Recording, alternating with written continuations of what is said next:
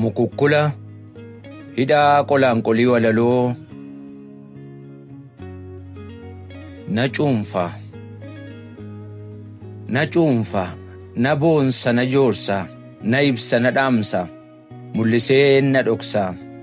Sammuu koon dadhabe anaa koo bineensaa, waa hundaa muddamu, dhirsa koo fiin bulaa murtiidhaa sardamu.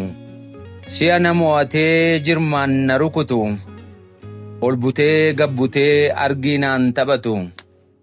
Isa na fe'atee ooshee jedhee yaabee, isa mataan duufee ka'ee naan gulufu. Abbaa akka fedhee sammuu koon dadhabee, isa yaadaan oofee urgufee na cuunfu. Caroo cooree jaalalaa sana calalii booressee, iseenuu coriidhaa hundee seetii gogsee. Silaan jirtu jennaan ciira'uudhaa kaataa, caaroo dubbii dabsee caroo walii baataa. Caroo barcumarra taa'eef taa'eerraa bareedeef, boonunarraan tolu dhaadunarraan malu. Kan boonurraa tolu dhaadaturraa malu, ija barcuma koo jirma keessatti argee barcumaan na eege.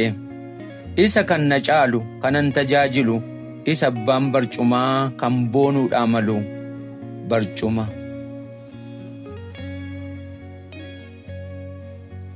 Yaa miila koo qottoonfattee diriirfattee, gadhaabbattee buqqifattee, mataa baattee mataan kaattee, yoo ol baatee gad hin buune, yoo acha deemtee as hin deemne, miila ta'uu ansi hin beekne.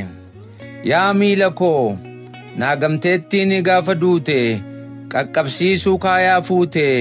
Qottoonfadhu diriirfadhu, gadhaabbadhu buqqifadhu, mataa baadhu mataan kaadhu, ka'i yeroon qaqqabadhu. Yaa miila koo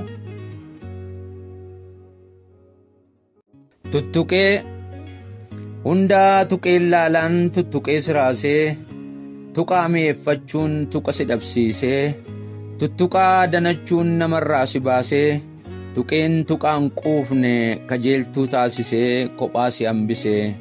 Tuttuqee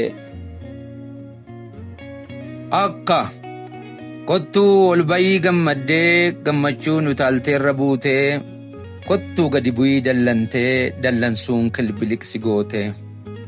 Dhugaa qabda akka utuu bu'uun barin ba'uu qofa bartee, muka fiixee baddee bu'uun si mararte.